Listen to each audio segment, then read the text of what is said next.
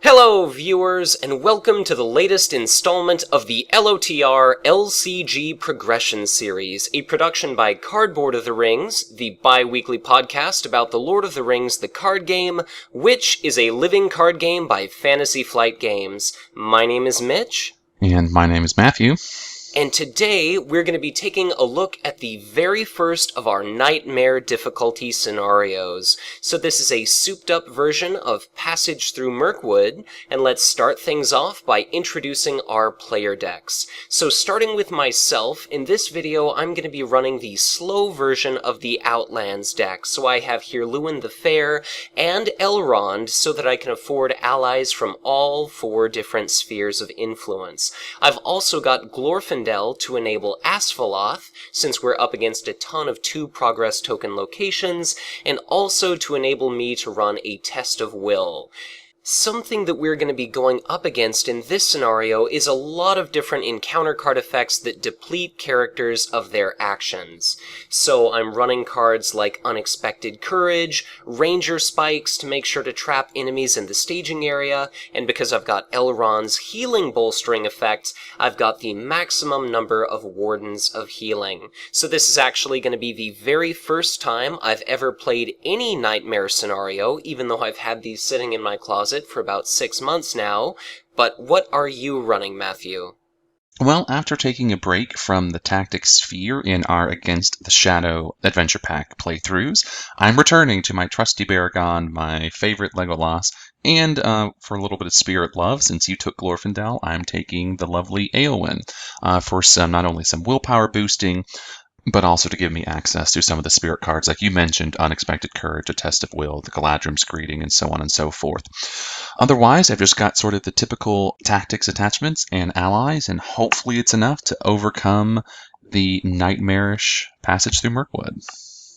Alright, well, I guess to start things off, why don't we go ahead and make myself the first player. Let's shuffle up our decks and draw our opening hand of 6 cards, hoping for the best. Taking a look at my opening hand, I've got some pretty decent Outlands allies. I'm going to be able to get a lot of willpower going pretty quickly, which is nice. I've got a cancel when revealed, which is going to be of the utmost importance in this scenario against our new version of Ungoliant Spawn, and a number of other effects. I've got a couple of readying effects, 2 different attachments, one for Glorfindel and one for any character, so I could definitely use some resource acceleration, but maybe I'll end up drawing that early on, so I think I'm happy with mine, and how about you? Yep, I think I'll stick with mine as well and hope for the best. Alright. So, taking a look at our new Nightmare scenario setup card, this reads, Passage Through Mirkwood. You are playing Nightmare mode, and forced. During setup, each player reveals 1 card from the encounter deck and adds it to the staging area. And this is going to be in addition to the normal setup for Passage Through Mirkwood, which is searching the encounter deck for 1 copy of Forest Spider and 1 copy of Good Old Forest Road, and then add them to the staging area and shuffle the encounter deck. So, why don't we go ahead and press on to Quest Phase 1B, since we've already got 1 enemy and 1 location sitting here, and let's make sure our encounter deck is shuffled, and before our first turn staging, let's start with 4 cards in the staging area. So setup encounter card number 1 is gonna be Enchanted Stream, not one of our new Nightmare cards. Encounter card number 2 is going to be a Necromancer's Pass, so yet another old location. Kinda sucks being a little bit location locked right off the bat, no Asphalloth in sight, but it certainly could have been worse. So, with that said, I guess let's go ahead and do our resources and draw 1 card for our very first round. So for my turn, I'm going to go ahead and strip 1 resource off Glorfindel for Light of Valinor on him, so he no longer has to exhaust to commit to a quest. I'm going to strip 1 resource off of Elrond and 1 resource off of Luwin to use that lore and leadership resource to pay for a spirit ally. So all of my Outlands characters are now +1 willpower, and that is going to be my turn. I'm going to pay 1 to put a Horn of Gondor on Eowyn, and that'll be it for me. somehow I get the feeling an ally or two is going to be leaving play at some point, so I think so. hopefully that'll be useful. Yeah. But with that said, for committing characters to the quest, I suppose I'm going to do a total of 7, and let me go ahead and swap out my threat and willpower values here. I will commit Eowyn for 4. Alright, looks like that puts us at a grand total of 11, and hopefully we're not going to get anything too nasty, but let's see what we pull. So encounter card number 1 is going to be Chieftain Uftak. Alright, encounter card number 2 is going to be Dol Guldur Beastmaster, so we're yet to see any of our new Nightmare cards. At the present moment, looks like we're up against 4, 5, 6, 7, 8, 9, 10, 11, 12 threat, which means we're going to end up gaining 1 point unless either of us wants to ditch a card. Sadly, this early in the game, I don't have anything I'd like to discard, and as much as I don't want to raise my threat, I think, that's what I would vote. Right, so I think I probably want to hold on to everything I've got in my hand, so why don't we just go ahead and boost our threat up by 1 point, and now we've got the opportunity to travel. As much as it would be nice to get rid of Necromancer's Pass, I definitely don't want to stomach that random discard, so let's go ahead and make Enchanted Stream our active location. Okay. And for engagement checks, the only enemy that has to engage with us is this forest spider. Okay, and I can go ahead and take that one. Sure, so I'll have you go ahead and snag that. I'm going to optionally engage this Dol Guldur Beastmaster, Okay. wanting to clear out our staging area here as much as possible. So, Okay. at the beginning of combat, starting with the first player, I'll deal some shadow cards.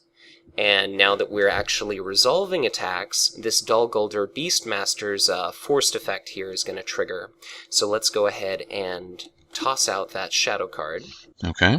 And I'm gonna go ahead and have Elrond as my declared defender. So let's hope that nothing too nasty happens, shadow effect-wise. This is going to be, if this attack is undefended, exhaust all characters you control.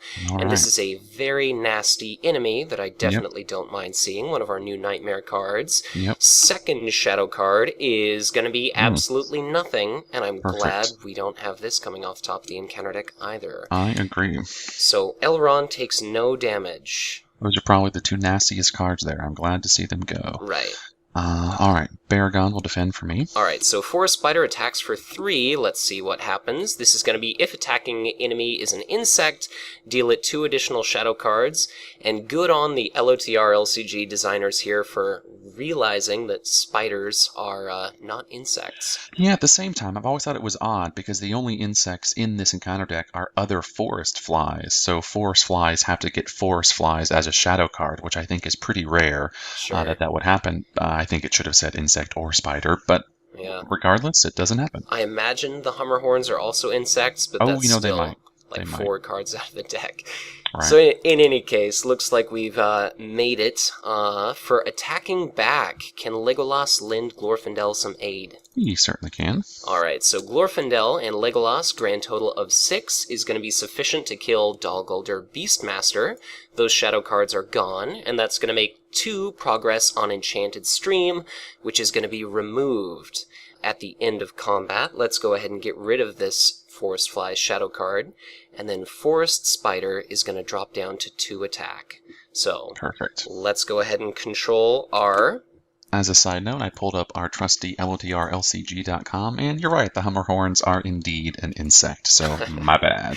Awesome. So I will make you first player, and let's go ahead and draw a card and do our resources. So I'm going to pay 2 for a Citadel Plate. Okay. On Baragon. Makes him practically invincible. Right. And that'll be it for me. And while I'm thinking of it, that's not it for me. I lied. I will be playing a copy of Unexpected Courage on Baragon for 2.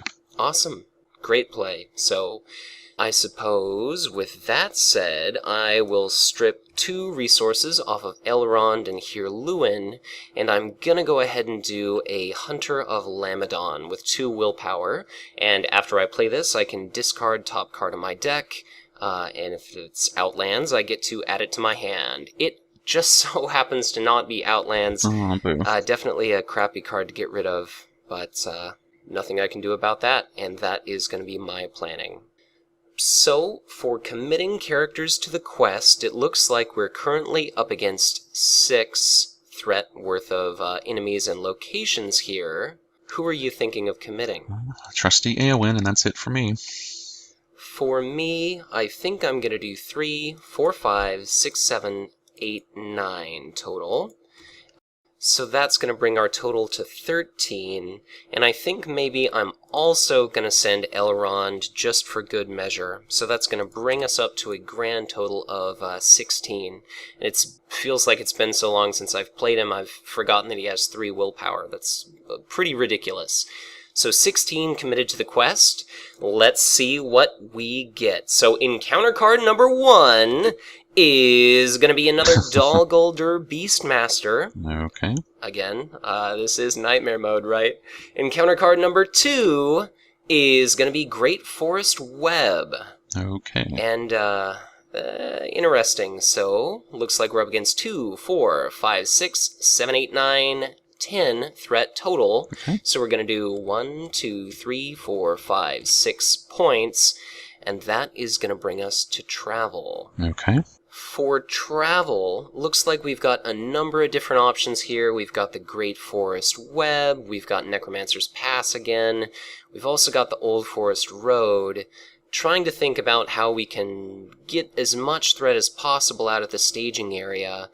I'm thinking, do we want to do Old Forest Road, maybe ready your character, Okay. and then just dispatch this spider? Okay, I think that will work. Alright, so, it's by no means perfect, if only I were the first player, but let's go ahead and make that active, and then you can go ahead and ready Eowyn. Okay. So she is now going to be ready. Mm-hmm. For engagement, I suppose we might as well just skip, since we don't have to engage with any of these. Mm-hmm. So for combat, your forest spider here is attacking for a grand total of 2. Okay. So Baragon defends. Shadow card is, nice. I'm glad that this is gone. So Yep. absolutely nothing to Baragon. Mm-hmm. And then what? Already with Unexpected Courage, and then swing with the team for 5. Alright, so grand total of 5 is exactly enough. The enemy is killed. The shadow card is gone. Legolas's ability means 2 progress on Old Forest Road. And that is going to lead us to the end of the round. So let's go ahead and refresh. You've made me first player. Let's draw 1 card, and let's do some resources. Okay.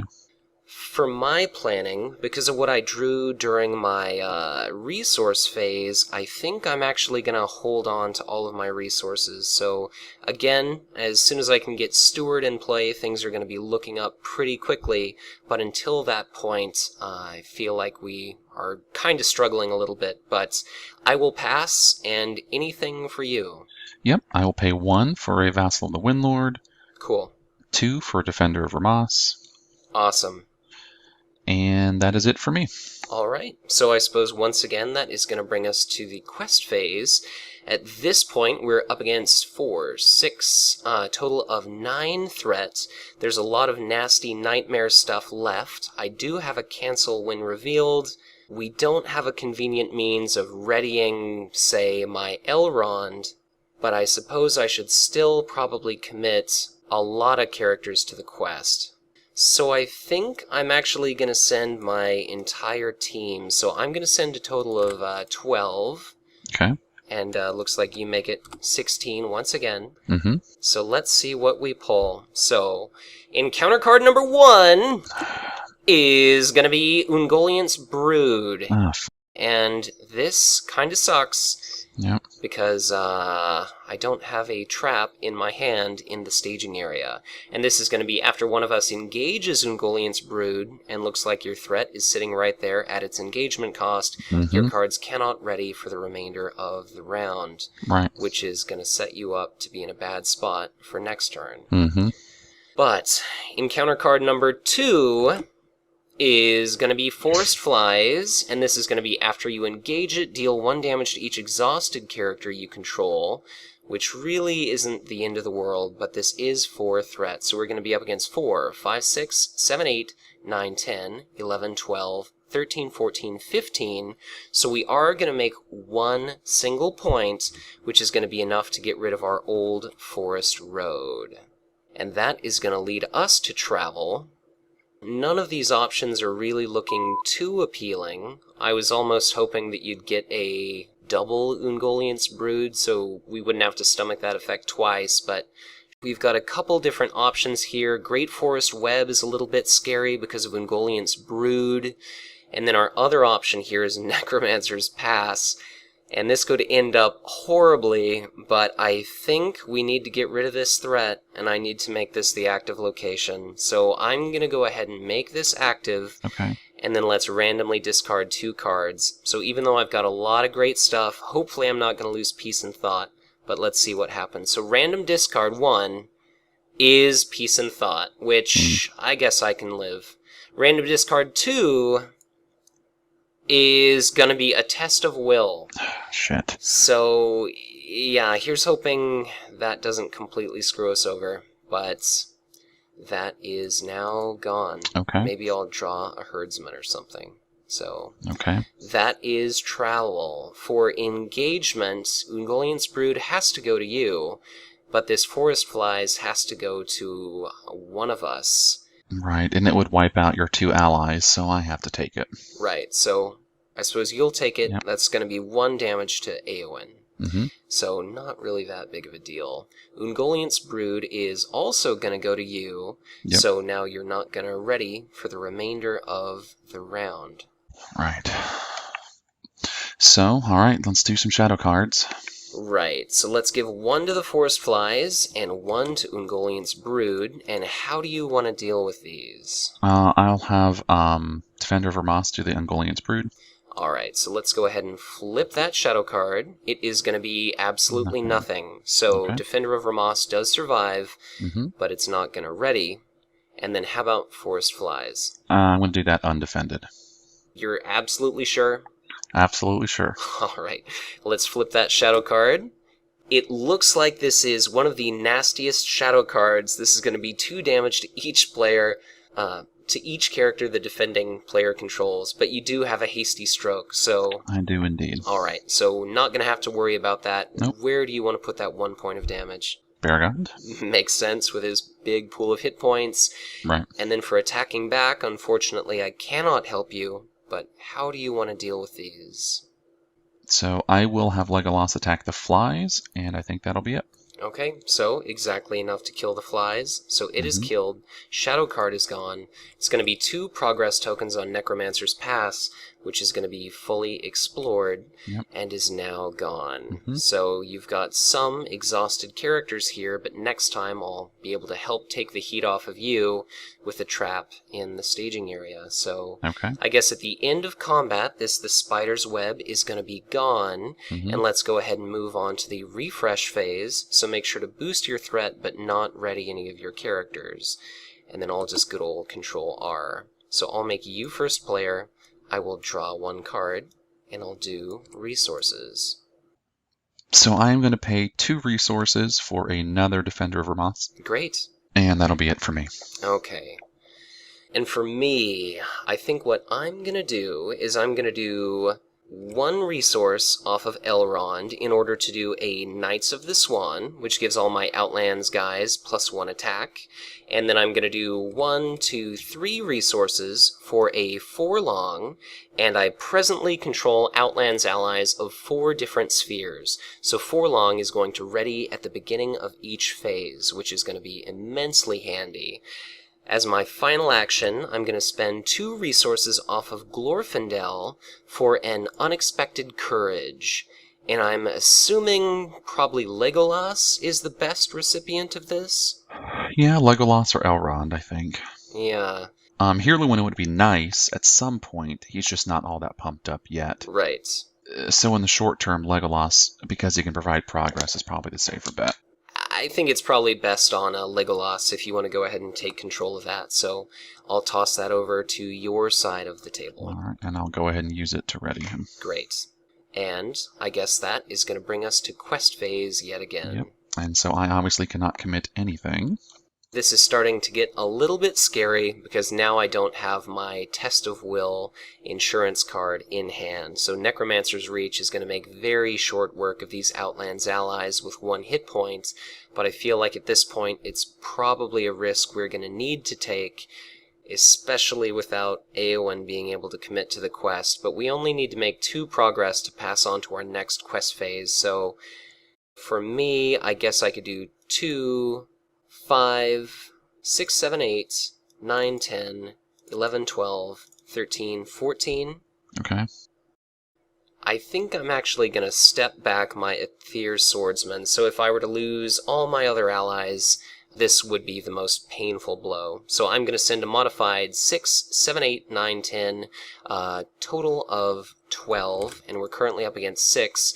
So let's see what we happen to draw, hoping it's not Ungoliant Spawn, hoping it's not Necromancer's Reach, but let's just see. So encounter card number 1 is going to be Abandoned Camp. So this is immune to player card effects. After Abandoned Camp leaves play, each player must deal 2 damage to each exhausted character he controls, which is pretty frightening. So This is probably going to sit in here for a while. Encounter card number 2 is, thankfully, Great Forest Webs. This is going to be 2, 4, 5, 6, 7, 8, 9, 10 threat that we're up against. We have sent 12 to the quest, which is going to make 2 points of progress. And we are going to pass on to quest phase 2, and this means as soon as Legolas kills an enemy, we'll either have to deal with Ungoliant Spawn and his spider, or we'll have to travel along Beorn's path.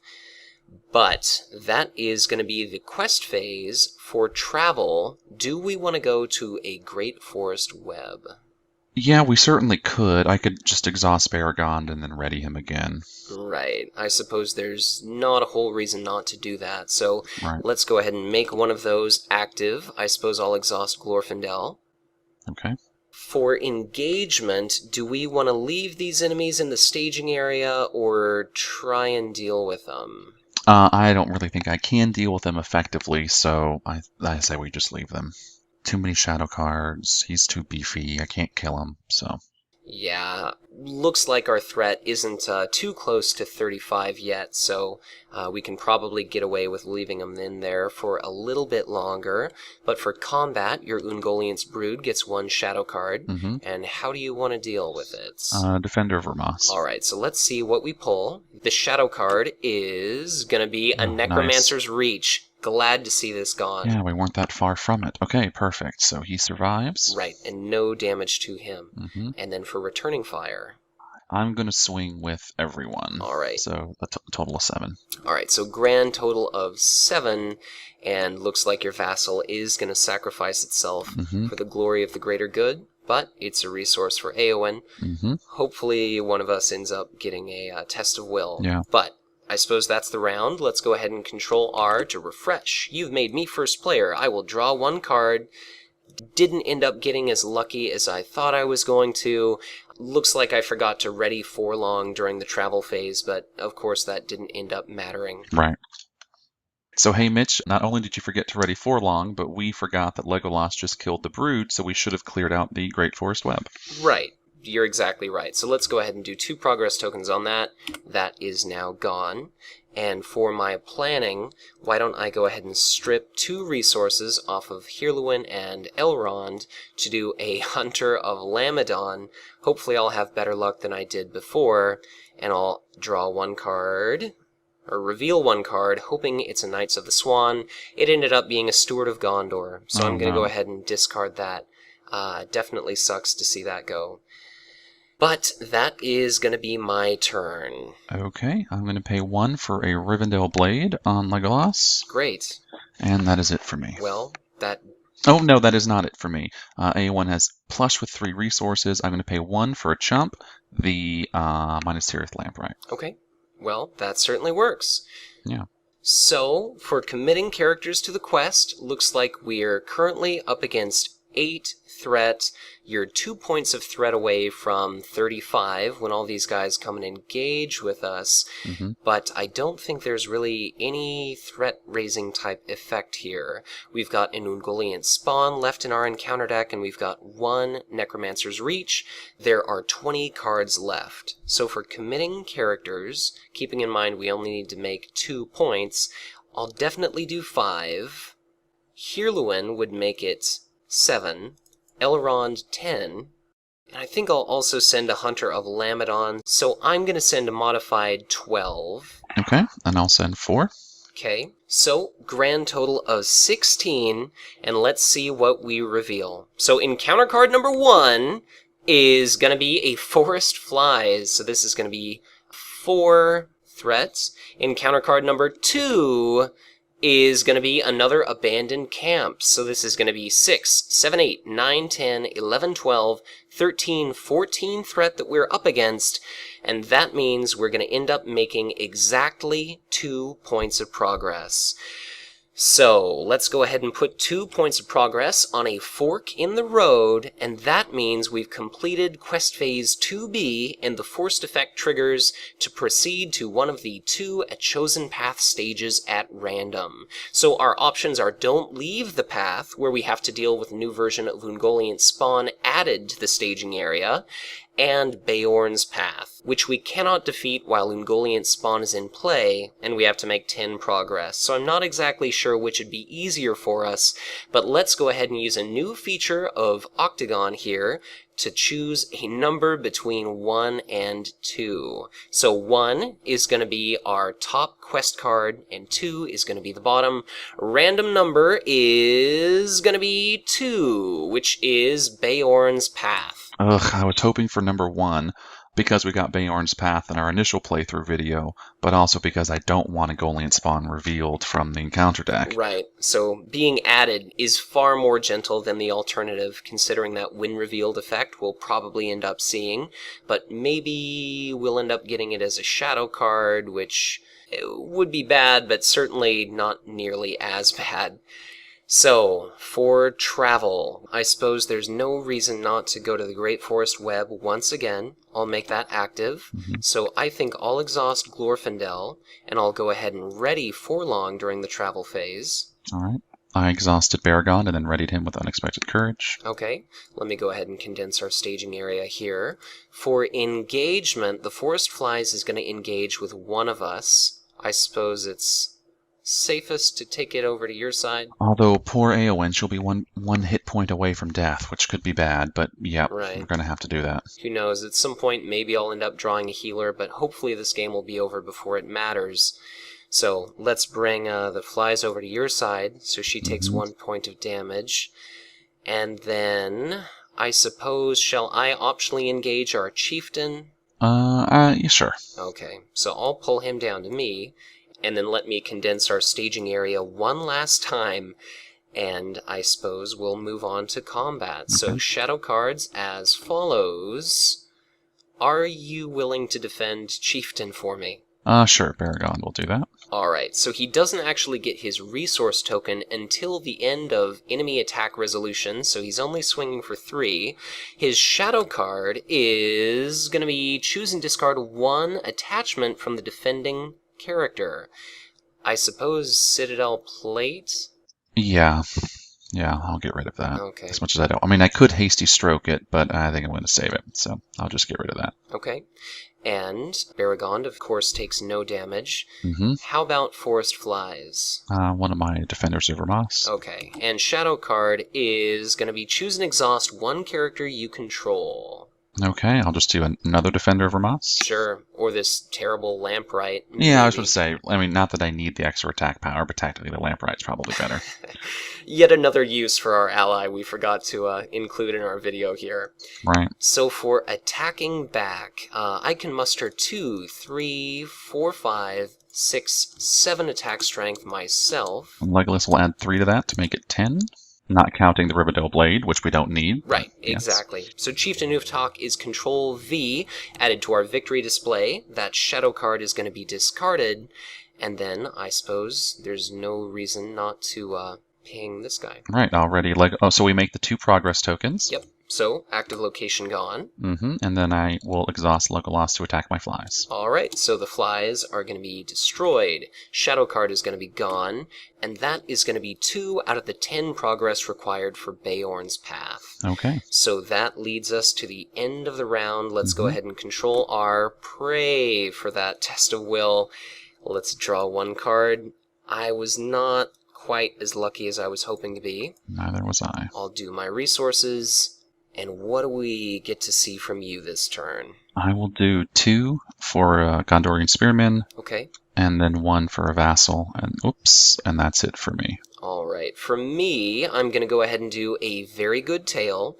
I'll exhaust Forlong, since he's going to ready. And I'm also going to exhaust a hunter, just in case I happen to hit Gandalf. So let's see what I get. So discarding the top 5 cards, hoping for at least an Aether Swordsman, actually ended up being some decent stuff. So let's go ahead and discard what I don't want. Discard that very good tail. No Amphalos Herdsman in sight, which could be a little bit of a heartbreaker, but I've now got +2 willpower to all my Outlands characters, which is very nice against our new Ungoliant spawn.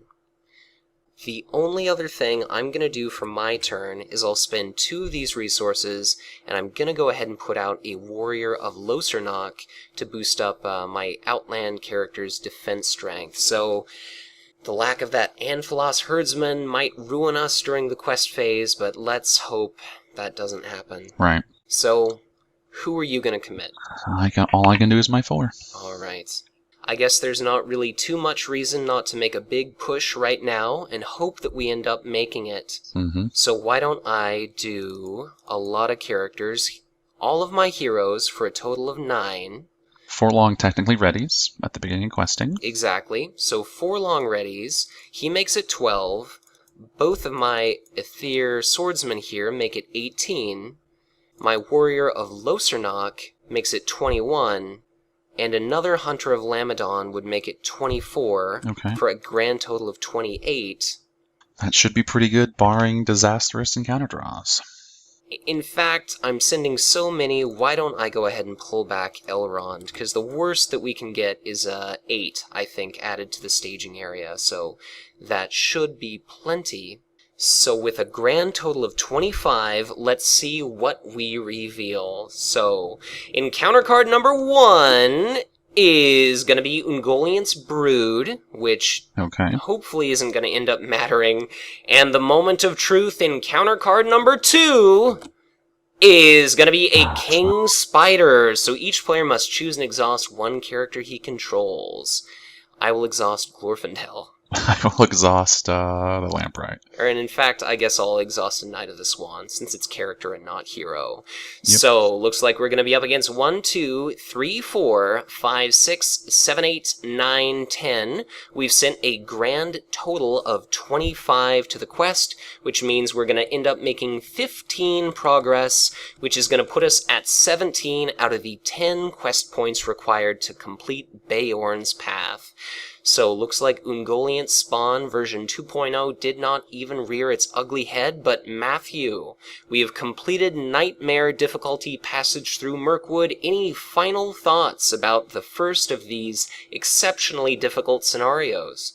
Man, I was on pins and needles almost the entire time. You know, I've made it pretty well known in the card review videos that I am not a fan of Outlands, and I didn't want Mitch to play Outlands for the very reason that I was on pins and needles for, which was that if we had gotten just 1 or 2 different cards, it would have wiped out not only one of his heroes that could pay for the Outlands cards, but also almost all of his allies, provided that the hit point booster wasn't alive.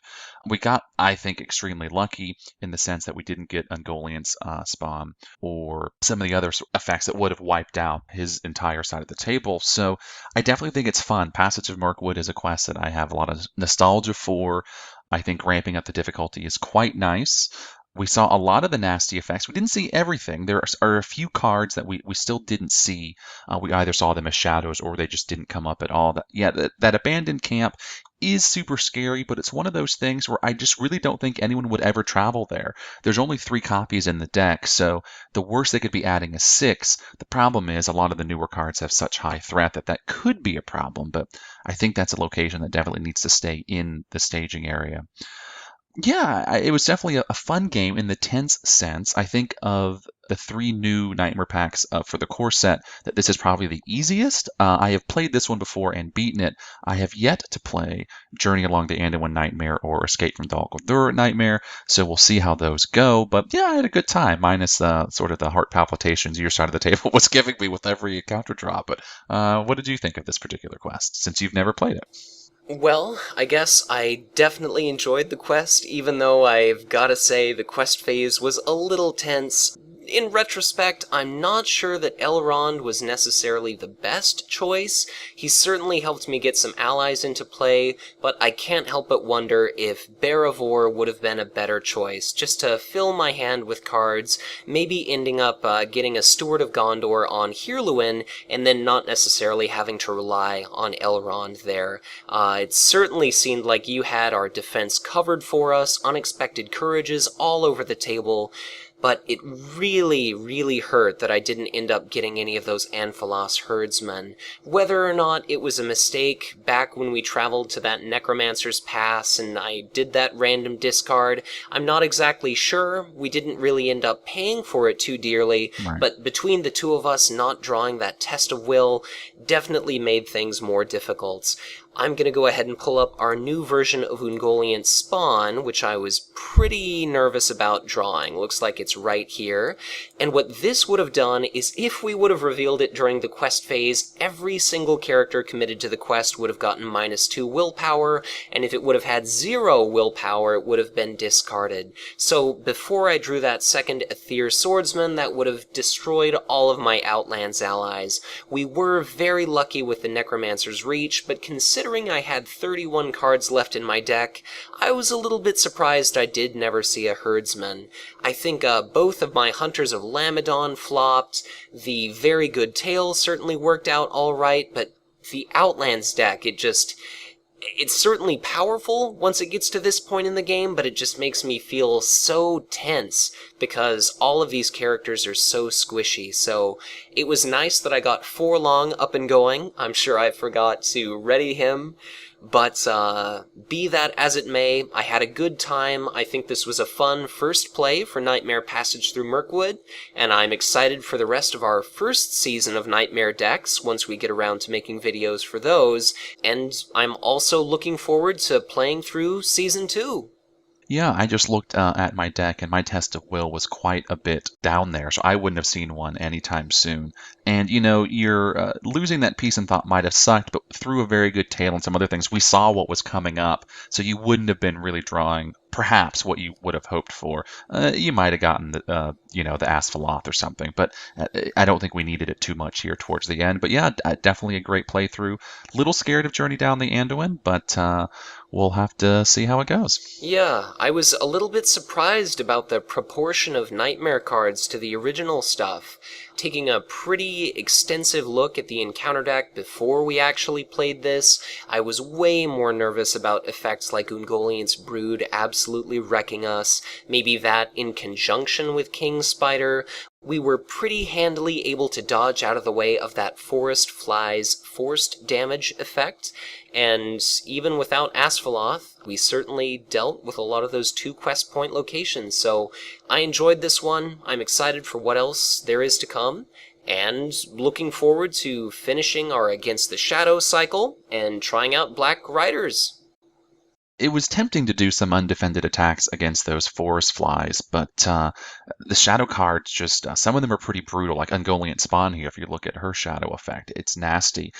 I think my final thought here is sort of our saving grace, if it is one, was at the beginning when we drew mostly, or we drew entirely all original quest cards, and then all of our shadows were nasty nightmare cards, or we were on pins, oh, don't give us Necromancer's Reach, and then the very first shadow card reveal was a Necromancer's Reach. So Right. the timing of some of these cards, the really bad ones, was we got a little bit lucky on. But still, I don't think this was a softball by any stretch, it certainly makes Passage Through Mirkwood a lot tougher and a lot more fun and a lot more replayable. So this is definitely a quest I'm sure I'll play with my buddies again and again. So